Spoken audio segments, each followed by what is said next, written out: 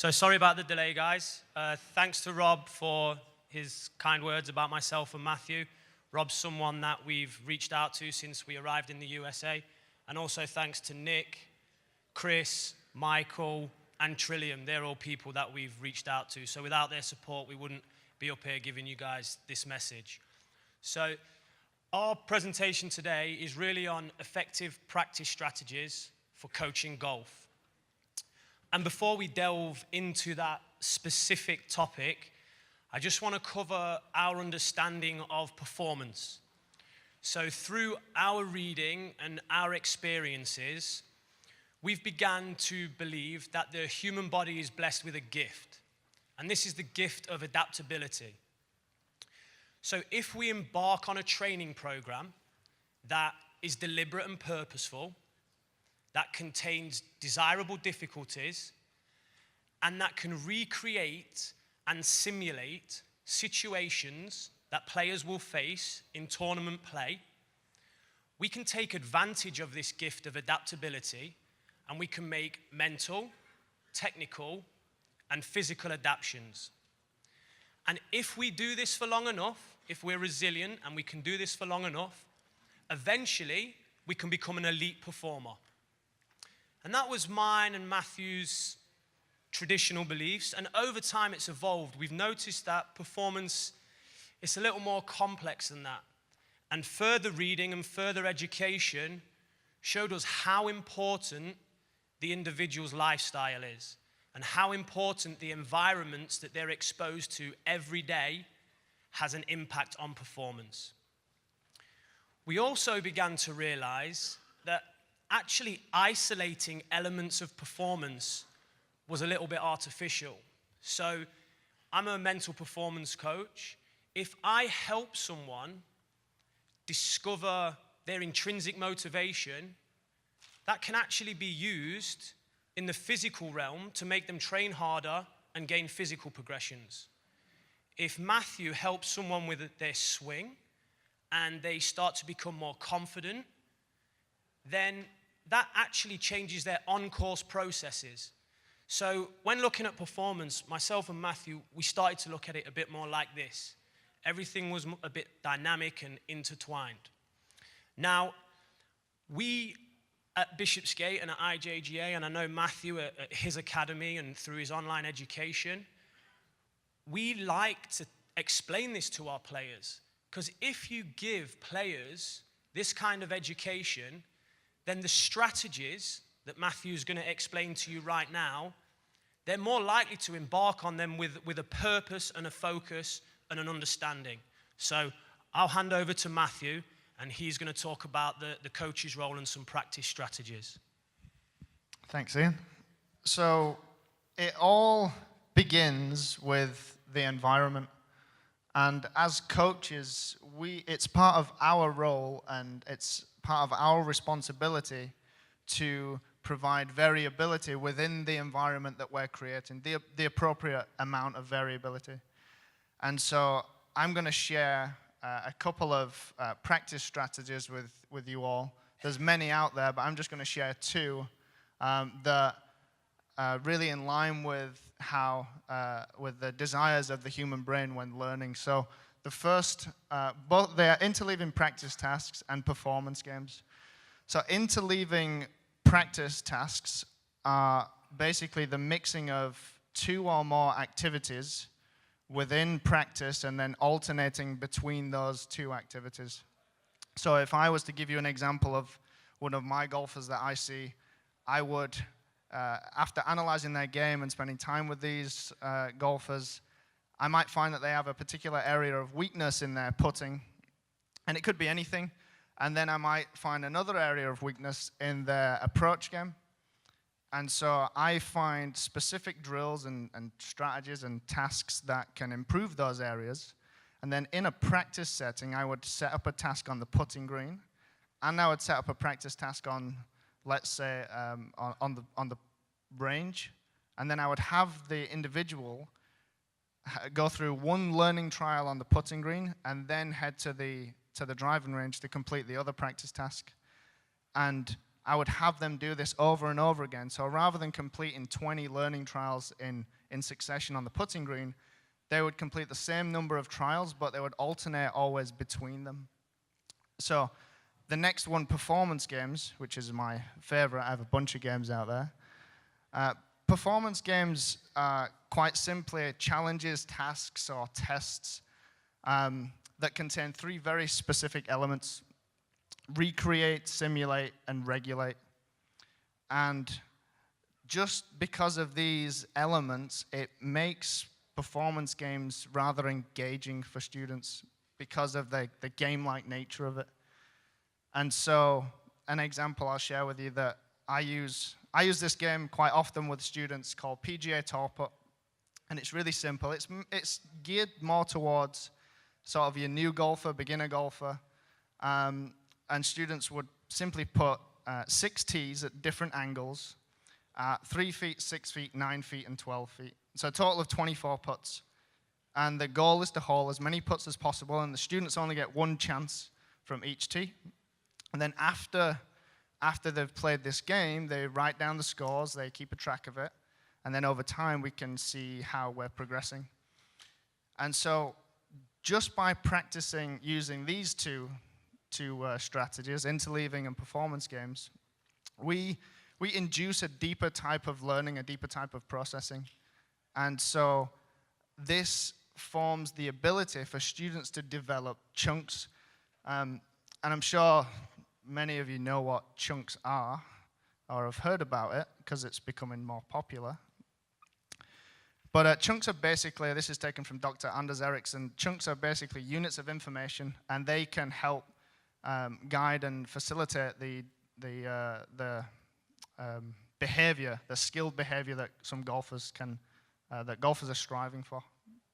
And so by doing this, I like to explain the chunks in an analogy which I think is pretty cool.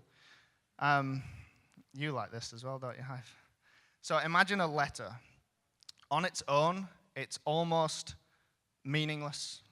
Take any letter, the letter L, M, whatever it might be, it's completely meaningless. But then if you add a letter to another letter, you create a word. And then words can form sentences. Sentences can form paragraphs. And this can form a masterpiece in the form of a novel, a story, poems, you name it. It can bring about something greater. And so flip to the golf scenario, the golf environment. And in practice, you might have a basic chip shot, just a simple chip shot, but on its own, it's almost meaningless. If you can create the context by using just these 2 strategies, then the student can form their own type of masterpiece in the form of a shot. So Iain put a pretty good model together here that explains that.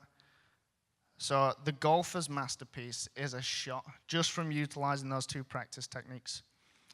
So let's move on to the current student experience. Yeah.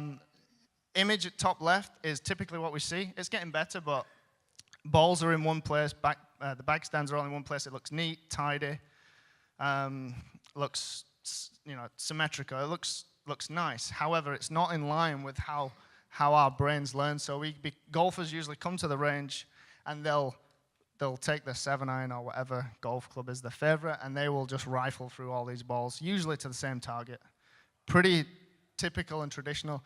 The brain's disengaged. We're not optimizing the science of how we learn. And then golfers get this illusion of competence. There's no variability. We're not creating a good environment for them. So there's little or no transfer to the golf course, and hence the age-old, I can't take my range game to the course. Imagine this. So the images show different stations, and so we set up practice in the form of a circuit. So each station is working on something different. We have scorecards up there. We have the golf course. We have some stats and some data. So we're collecting. There's a lot of variability there, and to be honest, it looks like a complete mess. But it's an organized mess. This, as chaotic as it looks, is actually providing most of the things that a golfer needs to learn. And so I took something from a professor that most of you know, Dr. Robert Bjork, and he states that using interleaving practice, adding interference through this random and variable practice style, that we create and transfer appropriate processes. Hence, practicing this way, golfers are more likely to take that range game to the golf course. So I'm going to pass you back over to Iain because he's dying to speak. But he's put together a really cool model that I think helps show the journey of a golfer in their development and how they can utilize different practice strategies in that journey. So thanks, Iain. Thanks, Matthew. So it's important to stress that, I'm not a sports psychologist and Matthew's not a scientist. We really are coaches or performance coaches, or I'd be classed maybe as a mental trainer. Now, what we're actually doing is we're taking the work of these extremely clever people, these extremely dedicated people, and we're trying to adapt it to evolve the way that we coach. So on this diagram that I've created, and I create these because I don't always understand the research initially, so I create these for my own learning, and sometimes they really help us form models of coaching. So on the left-hand side, that stands for cognitive, associative, and automated. And that's taken from the research done by Tim Lee and Richard Smith, the motor learning research. And then you can see the words challenge point and contextual interference. Well, there's a great paper out there called the challenge point framework, and that really helps you understand at what level of challenge you should be setting players to keep them learning. And then contextual interference is taken from a lot of the research done on dynamic systems theory. Now, all that sounds well and good, but what does it mean for the golfer? So, Matthew, do you want to click like 5 clicks? So I'm going to try and relate this to the lesson that Don was giving to James. And what we saw was, we saw a lot of repetition, it was blocked, but we actually saw the removal of numerous distractions. So the contextual interference was quite low, and what Don was doing, and you could see this by James's face, he was really stretching him cognitively. If we want to learn, cognitive stress is the way that we learn. So James was trying to find these correct movements, and he couldn't get them, and then he could, and he couldn't. And Don did a great job. He said, there's the net. He took away the golf ball, so when James hit, he either wasn't hitting a ball or he couldn't see the flight. And then he progressed it by saying, and then once he's got a certain level of feel, I'll take him outside. And he'd start hitting shots. And I totally agree with that. And then if you start to combine maybe where Don would have taken it in the future, and I'd love to have a conversation with him about this, Matthews then, with his interleaved suggestions, is like, okay, so James is going to do 2 or 3 drills where he hits a shot, maybe at different speeds, maybe at 20% speed first, up to 60% speed. Where does the movement break down? And then James is going to go and get up and down. And then he's going to come back, do those moves, and then he's going to hold a 10-footer. And he's not allowed back until he holds a 10-foot putt. And what that's doing, it's inducing that deeper learning, because every time James comes back here, he's forgotten what he was doing to be successful. So that variability keeps the brain engaged. Now, as James would become more successful as that, we would call he started to get in an associative state of learning. So what we would do then is maybe there's not as much need for this block practice anymore. Maybe James is now only doing speed variability and he's starting to hit at targets or hit shapes. Because when he's got targets, guess what? The contextual interference and the challenge point have increased. And then ultimately, if James was very successful at this, the last bit, do you want to click on a few times, Matthew? You can see if we take it all the way to the end, golf course extreme. So we'd now have James on the golf course with extreme challenges like, okay, you have to make par to get onto the next hole. If you make bogey, you have to go back to the tee. If you make double bogey, you go back 2 tees. You've got 2 hours to complete 9 holes. Off you go. Does his new movement pattern hold up under that? If it does, then it's automated because he's dealing with the contextual interference and he's dealing with, and the challenge point of that practice is extremely high. if it's breaking down under that, maybe he has to drop back a phase. So myself and Matthew created that continuum. I definitely, with the interactions of a lot of the coaches that are here from Bishopsgate and IJGA, look at that, and I know Matthew employs it with a lot of his students in Atlanta. So briefly, just to wrap up, in the interest of time, it's not a magic pill. Like I said, we're not scientists, and we haven't proven that this model is awesome and works. But what we do know is it's in line with the research. So we're making practice variable. We're making practice challenging. We're including the environmental stresses of competition.